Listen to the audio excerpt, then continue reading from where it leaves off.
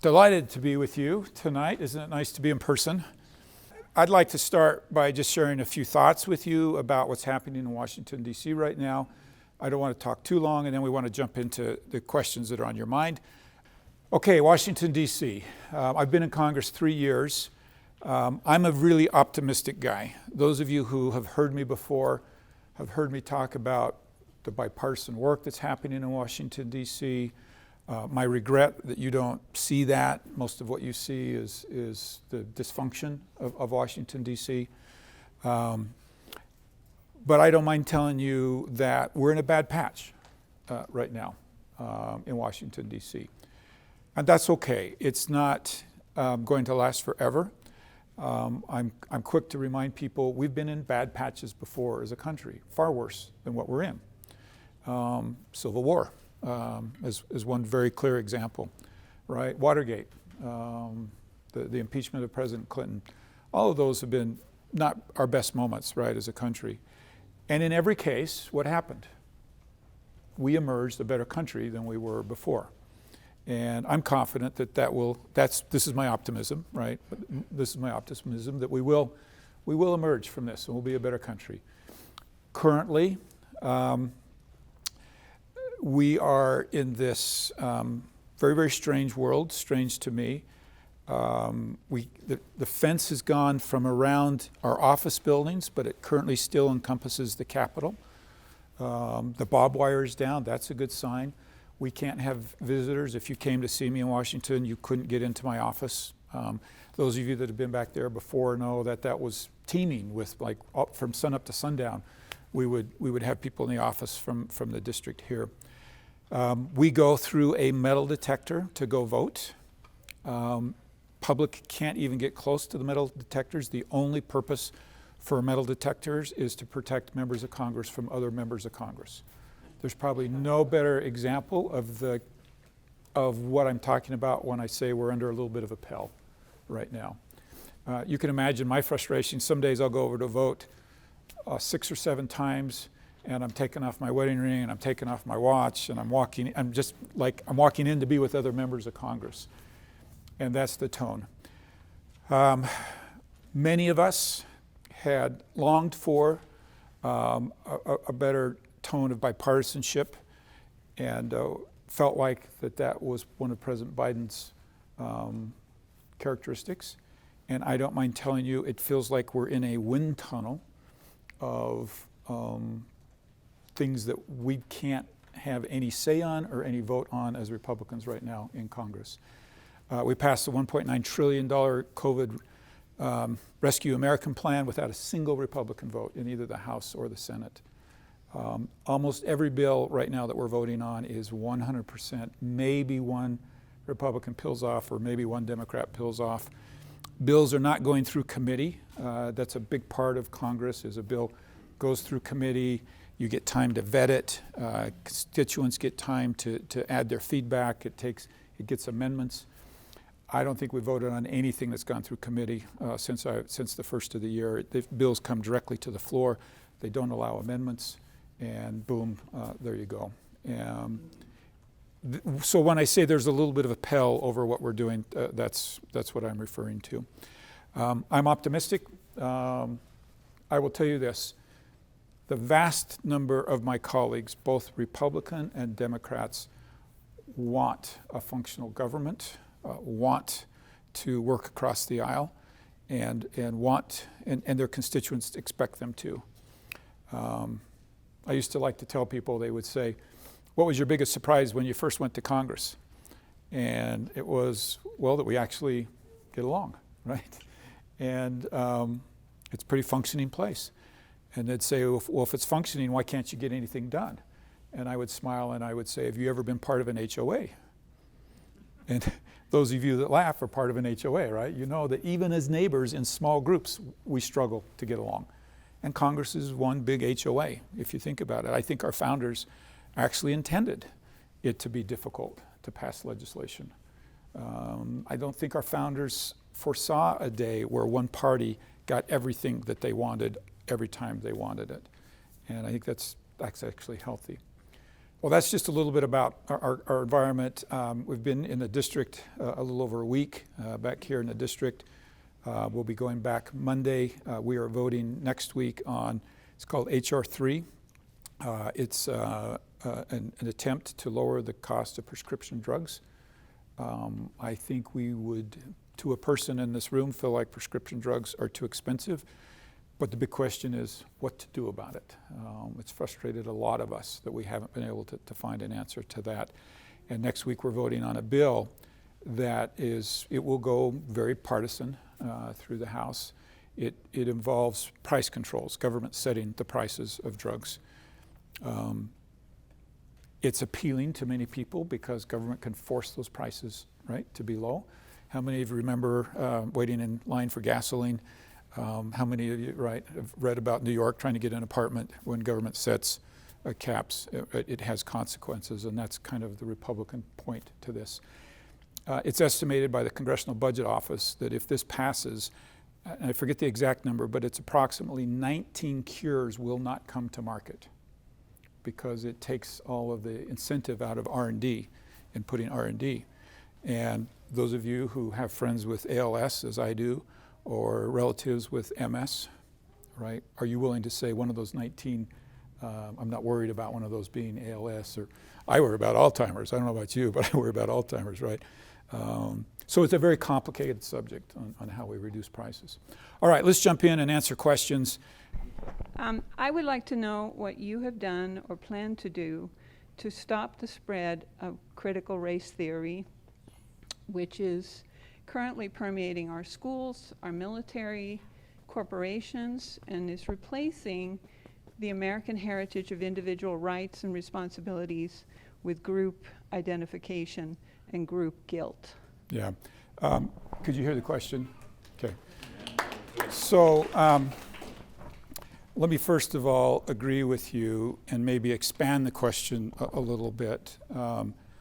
To this whole concept of like, holy cow, what is happening when right now it's against House rules to use pronouns of he or she.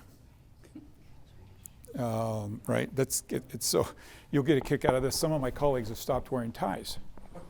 And so when they come up and they say, oh, House rules say you have to wear a tie, guess what the response is? Well, women don't have to wear ties.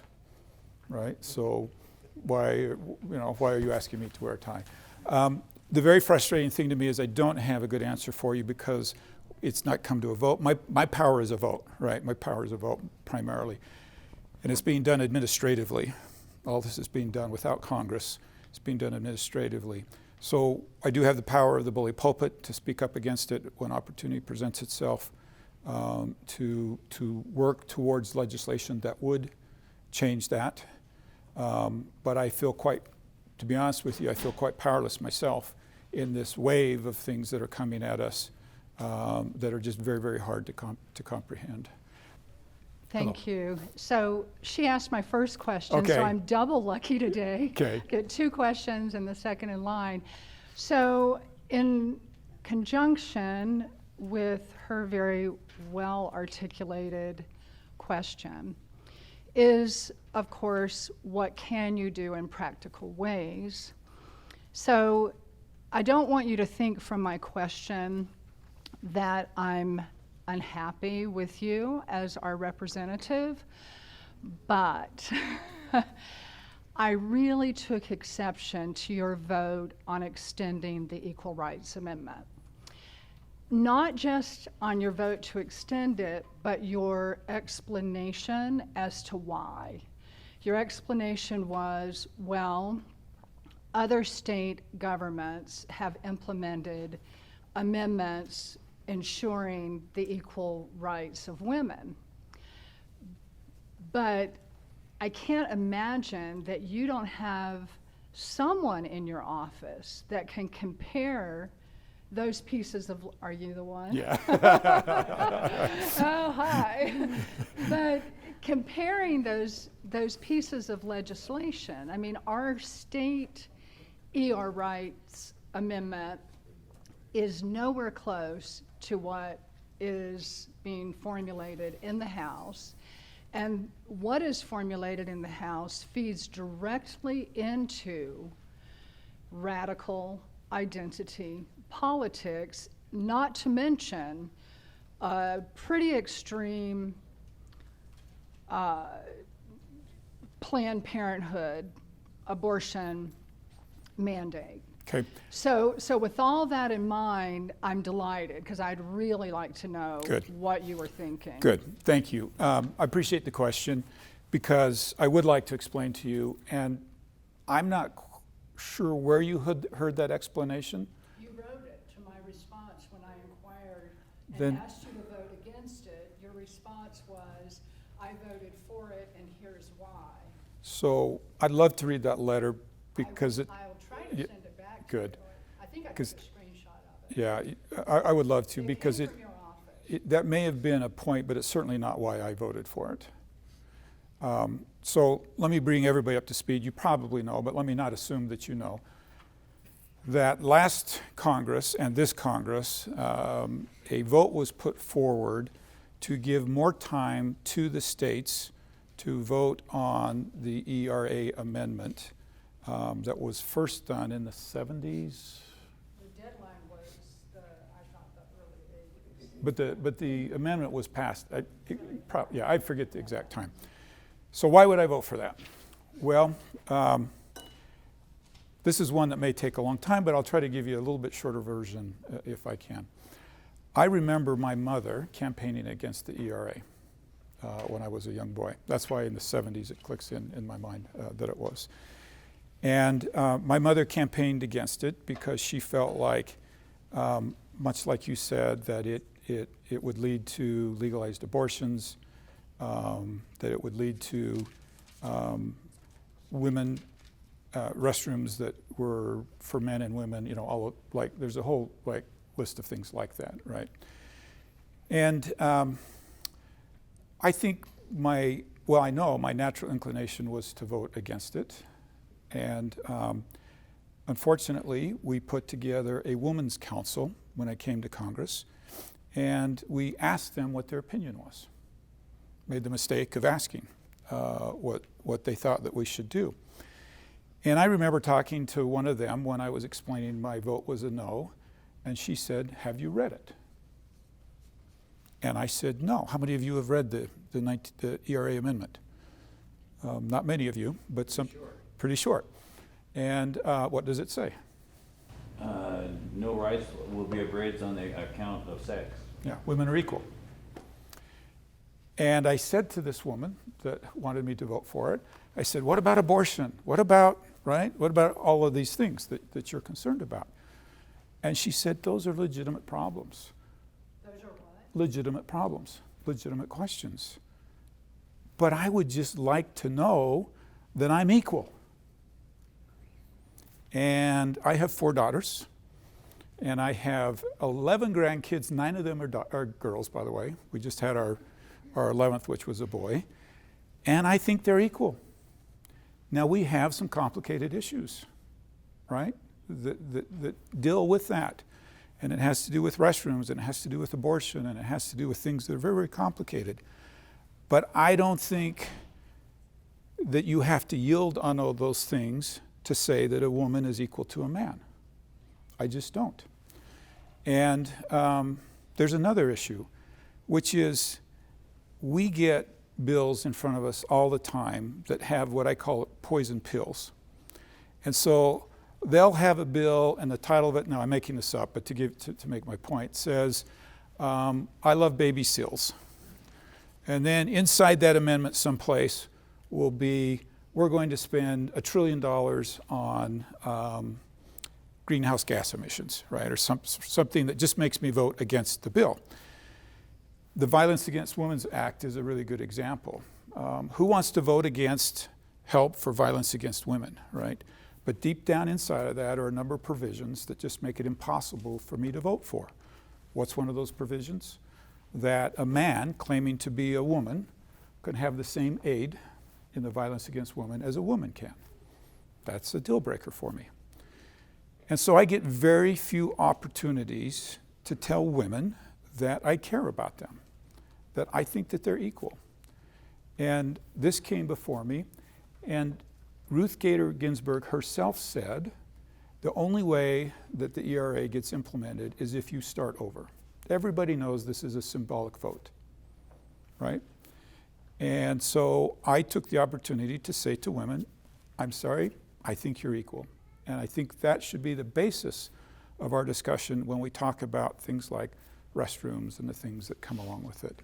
I know, and I can tell by the way that you're shaking your head, that It's just that philosophically, I mean, when it's coming from the federal level, philosophically, it's the bill is embedded with so many hidden pieces that are utterly detrimental So that's to what I thought. women's that's what I thought. ability to But flourish listen, as individuals. But And listen, so- the bill says women are equal, period. Well, sure. Period. Right? It Now it's you read not into that. period. I mean, it's dot, dot, dot. Okay, There's a but you lot read more. into that all the agendas. And I agree with you on the agendas. They concern me. But the bill says women are equal. Now also, what was I voting on? I was voting on giving states the right to make this decision. That's what the bill was. There's a lot of us in Utah that think states should be making our decisions.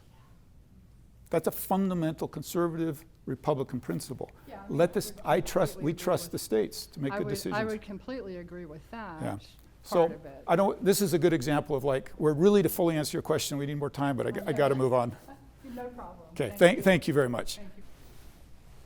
Okay, so first I'll just start off with, I am wondering if you're going to be a sanctuary state against, or for the Second Amendment, and also, again, for the critical race theory. I just moved here from Washington, and I have a son who passes for Caucasian, and he was told that he's supposed to go into class and identify as his oppressed side, and to deny his oppressor side, being my husband.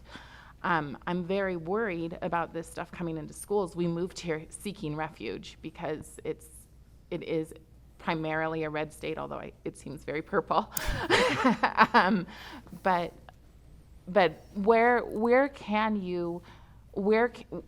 ultimately can you stop? I'm seeing things in Florida where they're saying, no, we're not going to do this. I'm seeing things in Texas where they're saying, can Utah do the same thing? Is there a point where you can stop? Will this affect charter schools? Can charter schools say, no, we're not teaching this?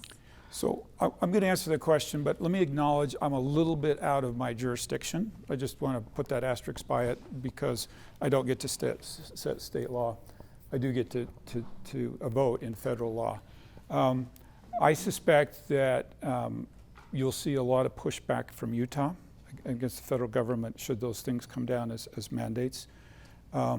What can all of you do about it? One of the very most effective things that you can do is know who your school board member is and work with them and elect school board members, both your local school board and your state school board members.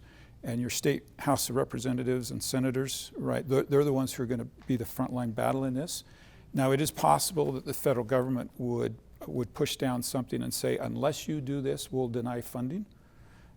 I'm going to go so far as to say my speculation is Utah would forego the funding. That's only a speculation, but this is why it's so valuable to know your school board members and your state representatives. I'll make you a promise. If I have any vote at all on it, I'm on your side. Okay. I just want to start out by saying that I've done extensive research on this, many months since the pandemic started. And prior to that, I've spent over 20 years and 40,000 hours studying health and nutrition. So what I want to say is that there are evil men that own Big Pharma that want to control our lives and every aspect of it, essentially make us lab rats. And my question to you is, where do you stand on the vaccine passports and things of that nature? Because if we lose that right, as far as I'm concerned, we are no better than the Jews were under the Nazis. So that is my question. You feel strongly, I can tell. Yeah. So I'll give you that answer and even a little broader answer than that. Vaccine passports are a bad idea. They're not going to work. I don't think there's any chance of you seeing them coming out of Washington, D.C. I think, well, I know that I'm very pleased with my state of Utah in the way they have handled this. Not that it's been perfect, right? But all of our elected leaders, particularly on a state, city level, have been challenged with changing facts, right?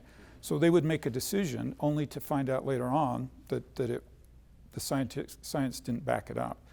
So I don't think there's any way that Governor Herbert and now Governor Cox could have navigated this any better than they did, given those changing facts. So I'm really proud of our state. We have close to the lowest unemployment, if not the lowest unemployment in the country right now. And it's because we didn't sacrifice businesses, right, in order to do this. Personally, I think one of the huge mistakes that we have made is that we have let the decision be made exclusively on what health experts said and didn't factor in business experts, mental health experts, educational experts, right, and factor all of those things in.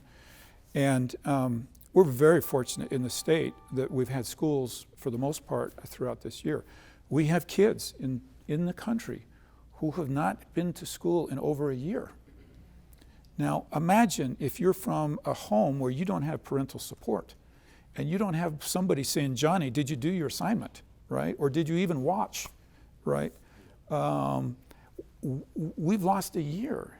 And people who are experts on this will tell you if you lose a year, and it's that year when they're learning to read, that will never be made up, right? And that was one of our huge mistakes, is just solely making this decision on, can you potentially spread the disease?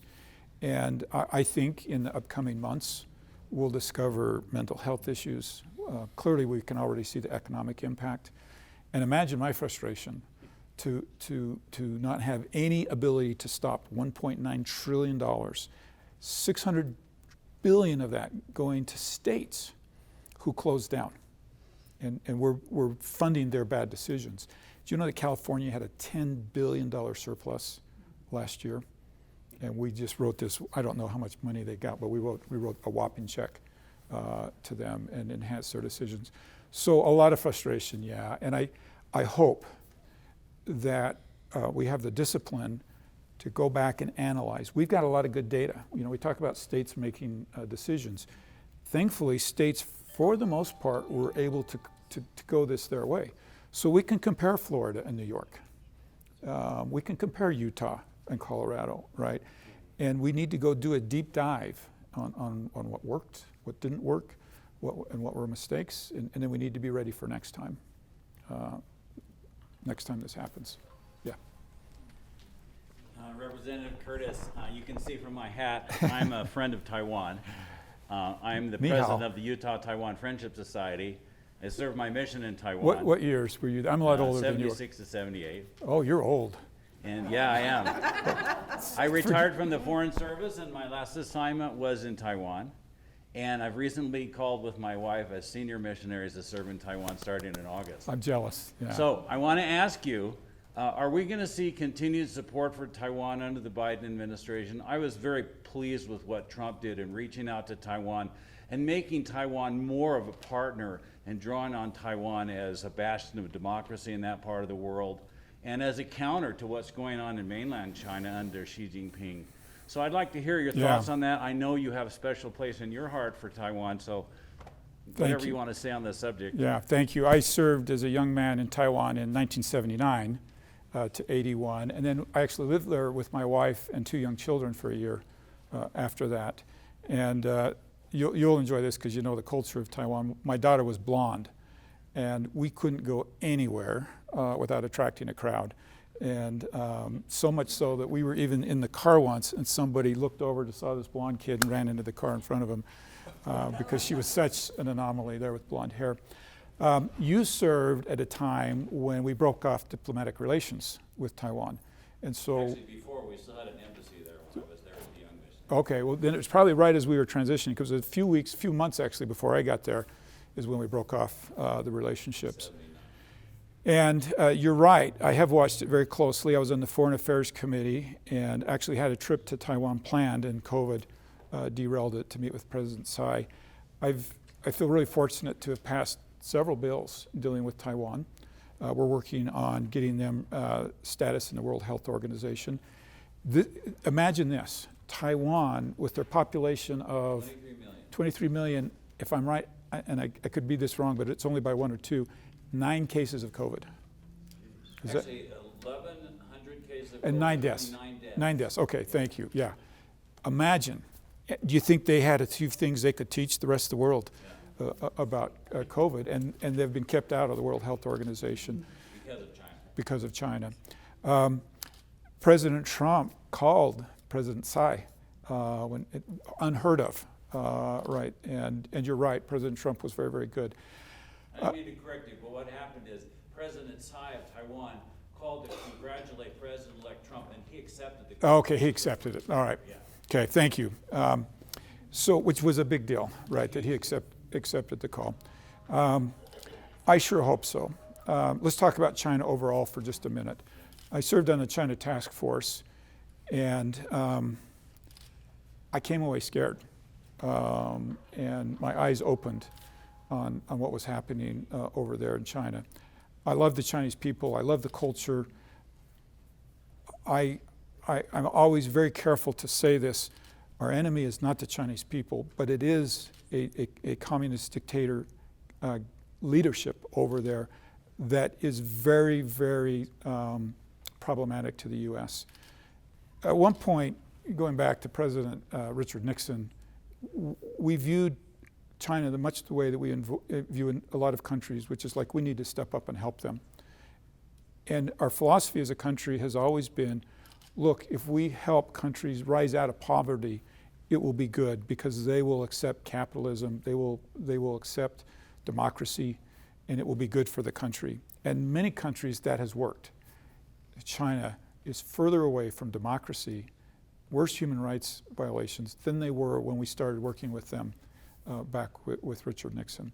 If you're familiar with the Uyghurs, it's a Muslim population over there.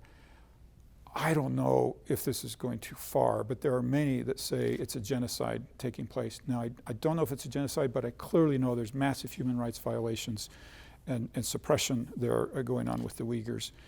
And imagine the frustration of those who watched the NBA, the baseball, complain about what was happening in Georgia, and then not even complain about what's happening in China, right? I mean, you're talking about serious, a lot of hypocrisy there, serious human rights violations. So, to get back to your question, this is another one, like I'll go all hour, right, if not careful.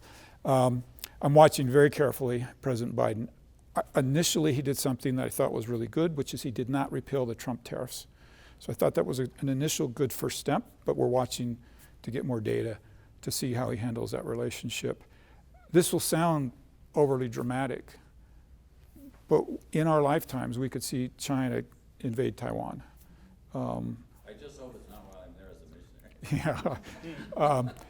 I don't think it's going to happen. That's why I say it sounds a little like over dramatic, but it's certainly something the U.S. should not rule out, and we should be very careful in our relationship with China. Now, I'll also say this. We don't have the option to have a bad relationship with China. They're too much a world player for us not to figure this out. We just need to make sure the relationship is an equal partner relationship. And for the last so many decades, it's not been equal. It's been all give and taking nothing back from the relationship, and it needs to be a give and take relationship. Absolutely, U.S. intellectual property and things like that. On the vote to censor Mitt Romney, how you voted? Did you vote to censor Mitt Romney? Yeah, I was not there. I would not have censored Mitt Romney if I had been there. Okay. How I voted on Mitt Romney. Yeah, I would not have. Why? Yeah, why? Because He doesn't represent our values in regards to. so, okay, all right. Just hang on.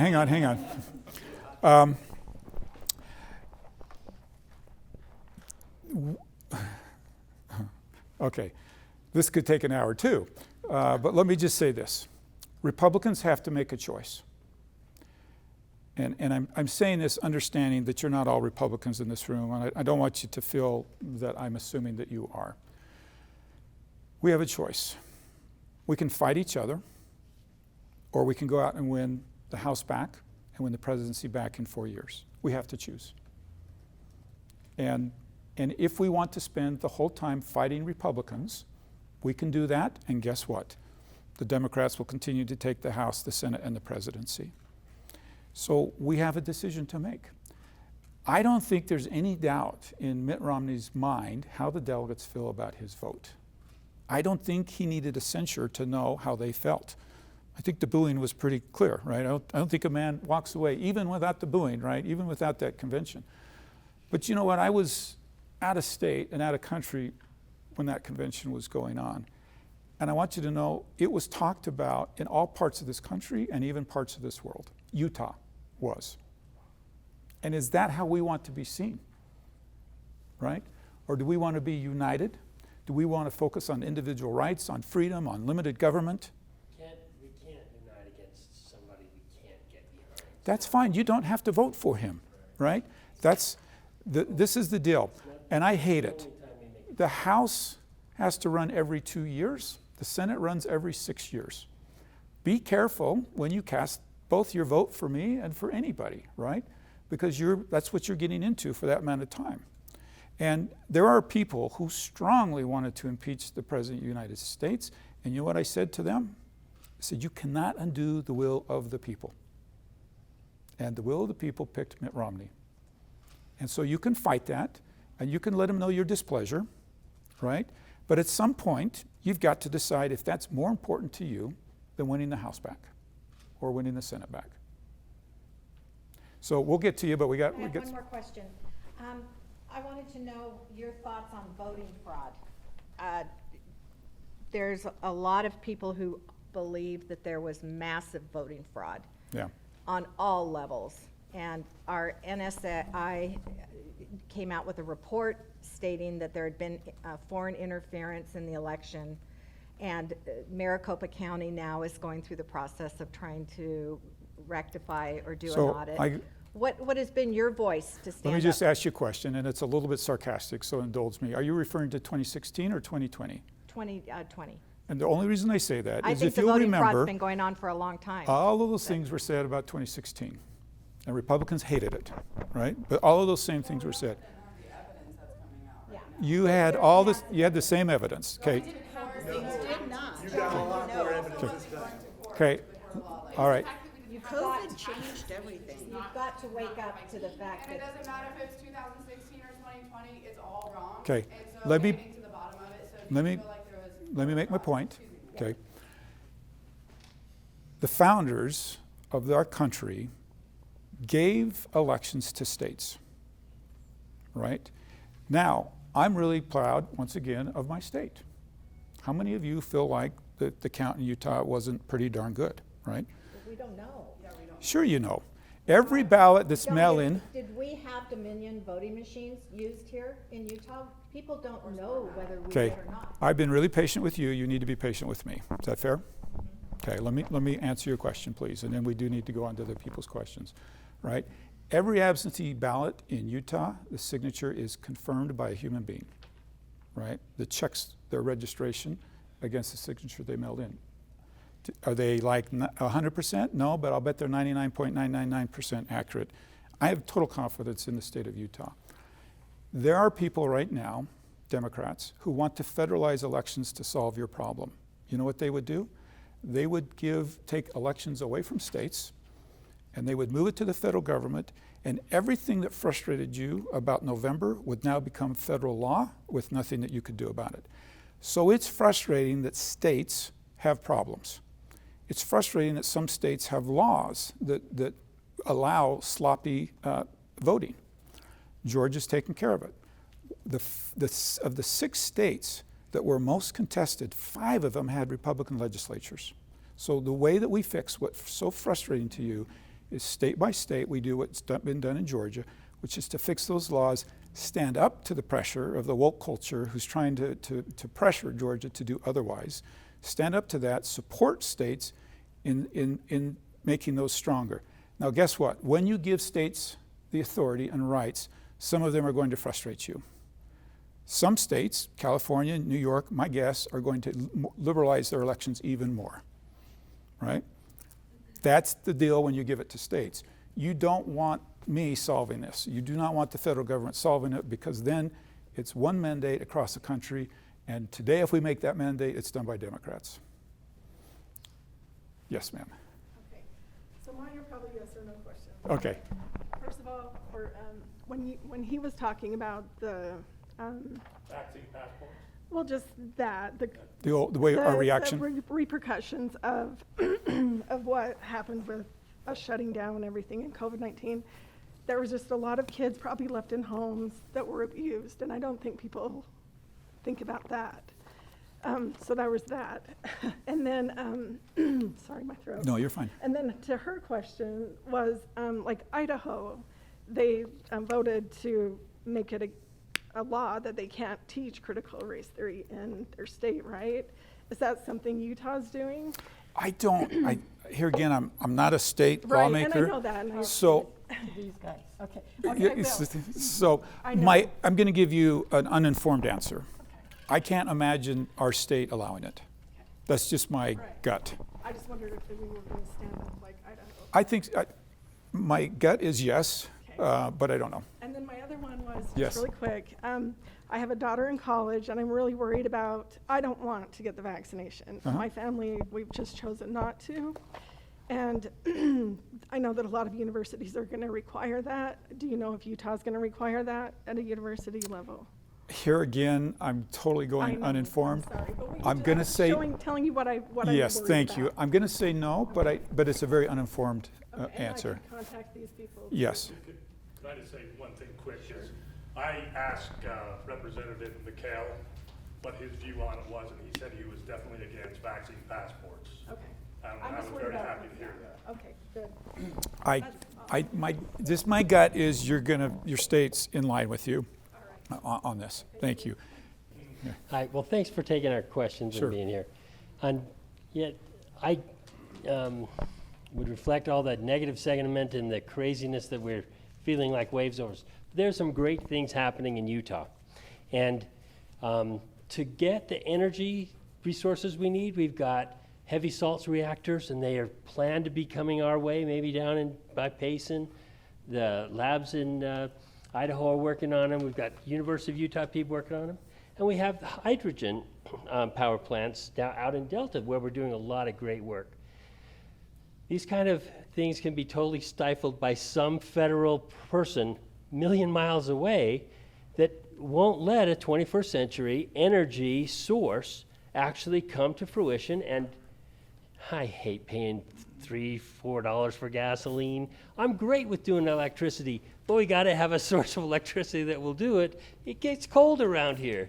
We're not going to do it on sunshine and wind. So my question is, do you have people looking at that?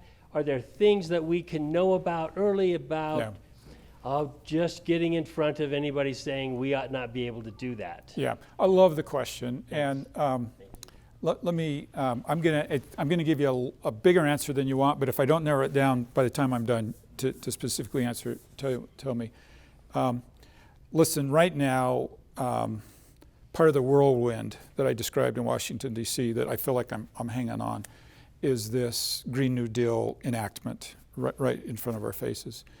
And let me be very clear, probably to a point that would make many of you uncomfortable. I care deeply about our climate, our environment, being good stewards of this earth. You do too. Many of you hate to be called environmentalists because the term kind of like this packages so many agendas into it. I think Utahs are the best environmentalists in the world, if you ask me. They just hate the term environmentalist. If you ask almost any executive from a power company, Duke Power, Pacific Power, all of these, they will tell you that they have made a commitment to get to carbon neutral by 2050. And then you know what they always say? The technology doesn't currently exist to make that happen. right? So President Biden has said we're going to cut carbon in half by 2030. He forgot the little asterisk, which is we don't currently have the technology to make that happen. We don't.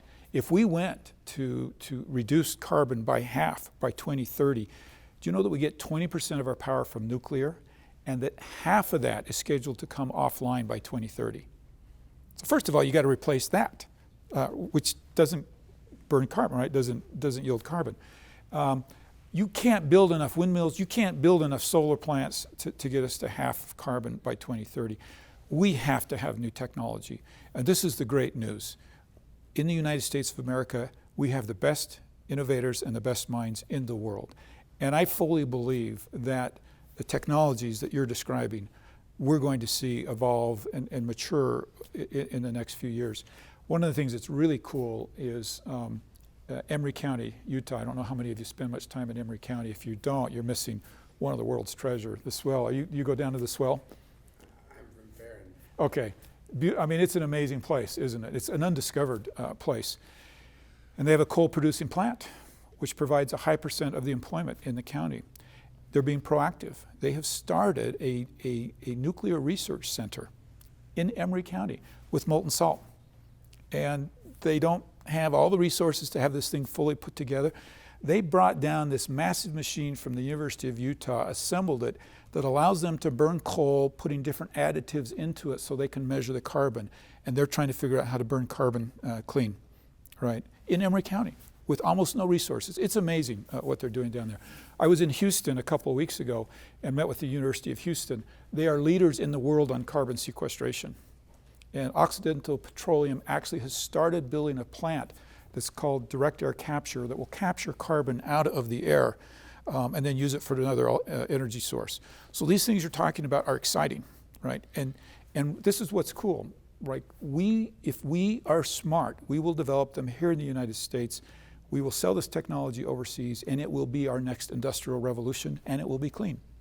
It will be clean energy. And that's really exciting. Now, at the same time, I represent Carbon County. And I love to say back in Washington, D.C., what do you suppose they do in Carbon County, right? We have a culture of villainizing fossil fuels and villainizing coal, and it's wrong. These good people are people who sacrificed their health, worked long hours for decades so that we could go to a switch and have 70 degrees, right? Or in the summer, have 70 degrees. And when we villainize them, we don't realize really what we're doing to them. There is nothing wrong with carbon. We do agree that we want less carbon in the air, but there's nothing wrong with carbon, right? So we can agree to reduce carbon in the air without villainizing carbon. Natural gas is now being villainized. Do you know that natural gas is the reason the United States is a leader in carbon reduction? We have reduced more carbon in the air than the next 10 carbon-reducing countries combined. Without the Paris Accord, despite the Paris Accord, which allows China to increase pollutions until the year of 2030. Yeah. So don't let anybody tell you that you don't care about the environment, and don't let anybody tell you that we don't have solutions, and that our solutions are better than these radical ideas that I call them, they take the head off to fix the headache. Ma'am, I see you. I promised a couple of people over here, then I'll come over there. Organize that on your website, so like that information. Yeah. That would be such a great resource that would help us understand. I'll give you the answer to that. No, I have spent 3 years getting to the point where I'm at today, and it's really just kind of coming together. So I'd like to write a book, is what I'd like to do, because these are things that nobody is saying. I want Republicans to be on the offensive because we have better answers. So I invited members of Congress to come to Utah to talk about this. I thought we'd get a half a dozen.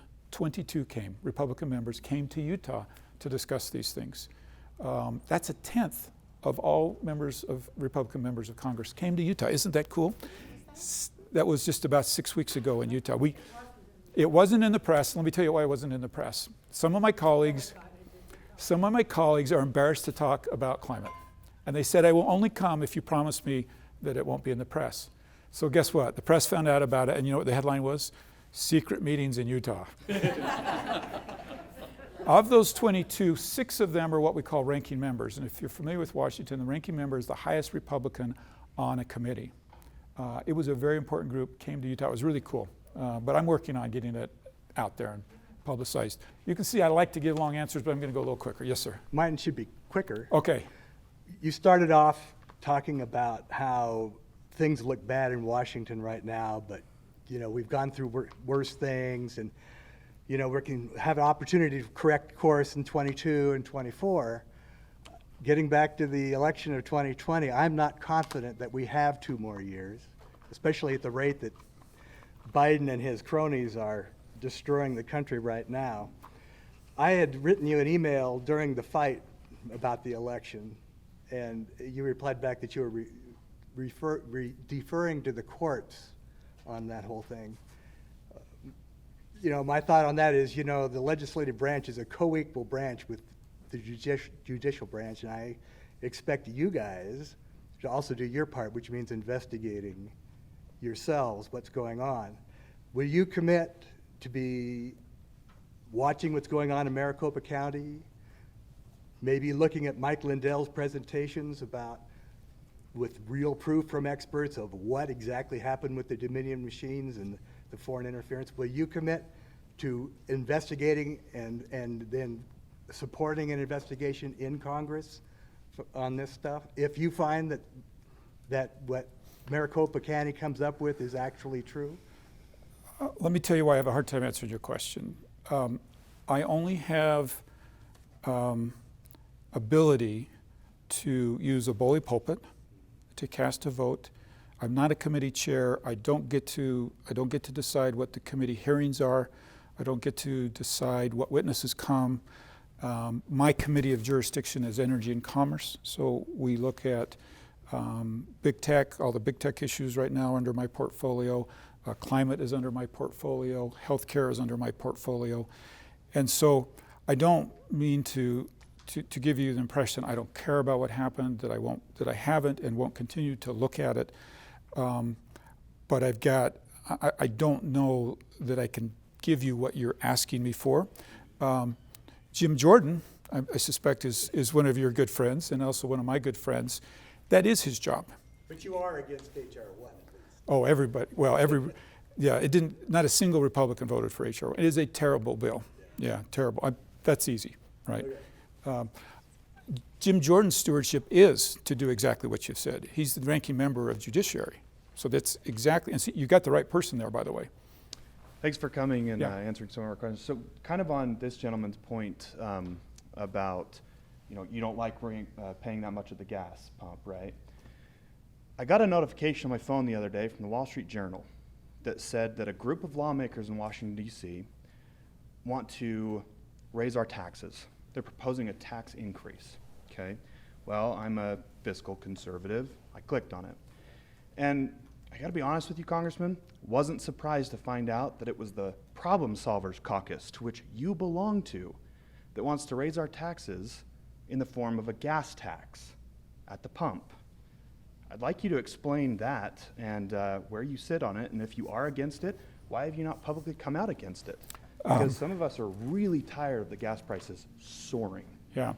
So let me go back a little bit in time. First of all, let me clarify one thing. Being a member of a Problem Solvers Caucus doesn't mean that you support everything that the caucus does. And to my understanding, the Problem Solvers Caucus has been silent on this. If that's not true, then I'm happy to admit that I'm wrong. It's not true. It's all over the news. Well, let's admit that everything that's all over the news is not necessarily accurate. So when I was mayor, I was responsible. One of the major responsibilities of mayor is roads. And we had not raised the gas tax in the state for 20-something years. And so we were subsidizing roads with property tax, with sales tax, with all sorts of revenue sources that didn't tax the people using the roads, right? I think all of us would agree the more taxes are directly go to what they are for, the better, And so I did lobby the state for an increase in sales tax, and they did increase the gas tax, because we had not put enough money towards roads. We just hadn't.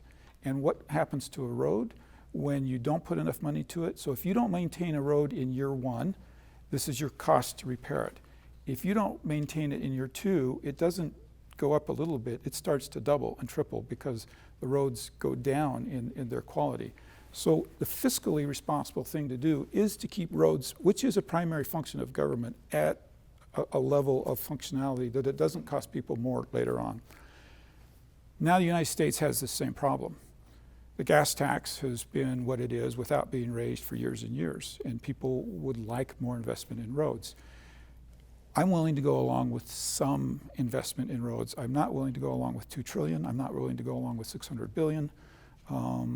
At some level, we do have state roads and we do, federal roads, and they do need to be maintained.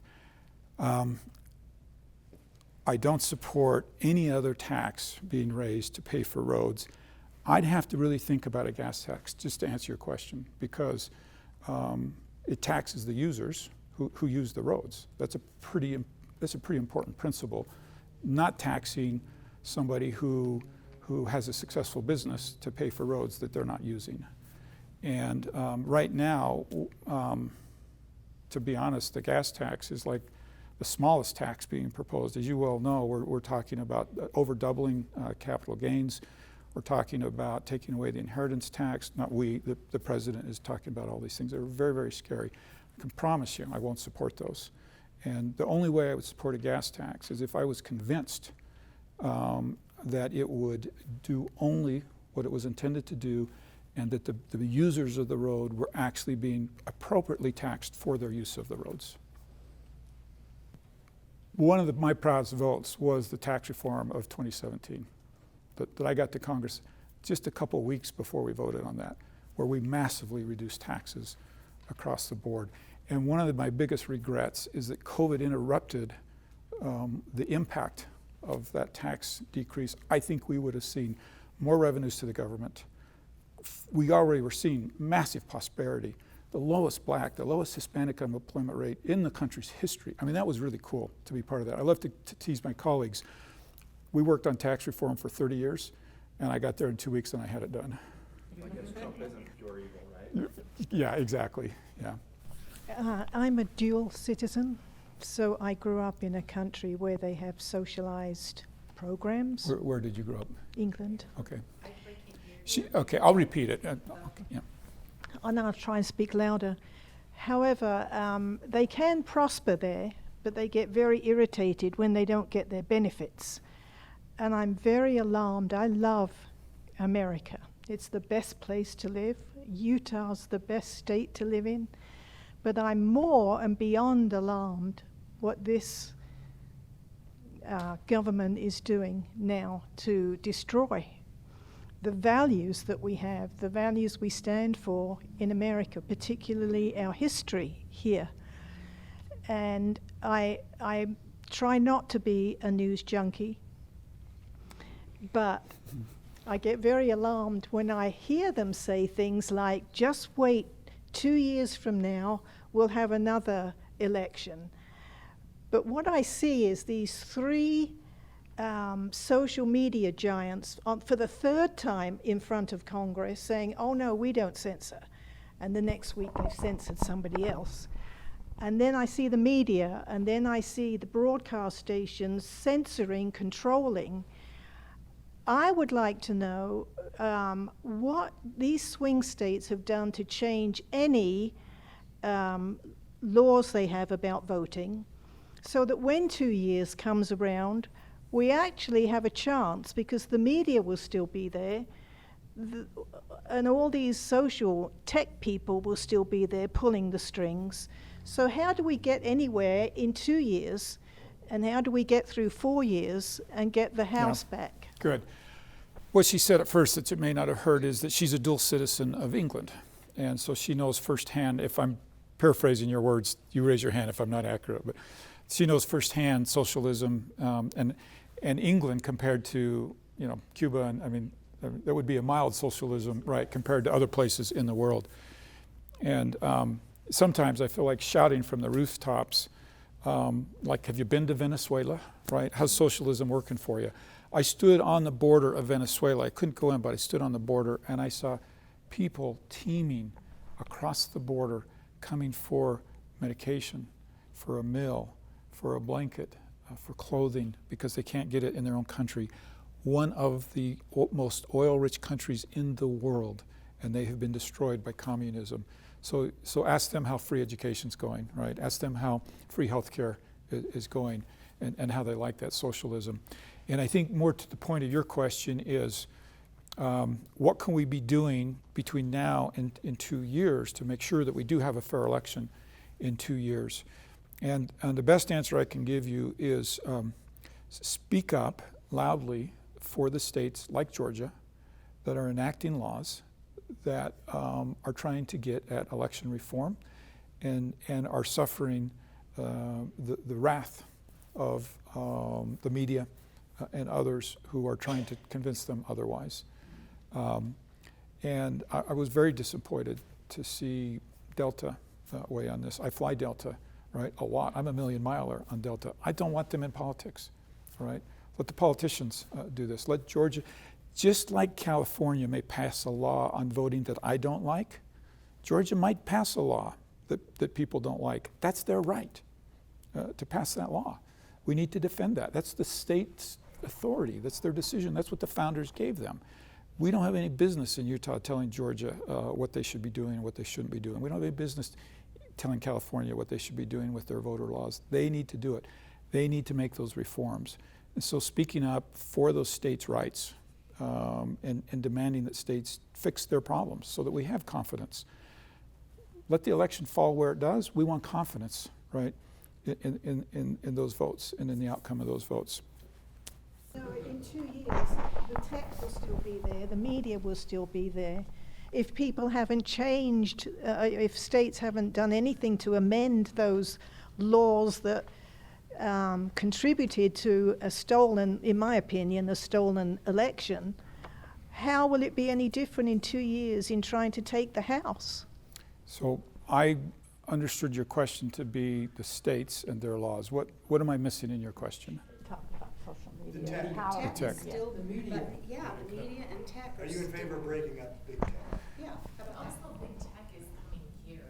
I mean, there's a lot here. I noticed when we were driving through, and I'm just wondering where they go. It's a lot of influence into what they want. So let me then try to end on this and answer the question the best I can.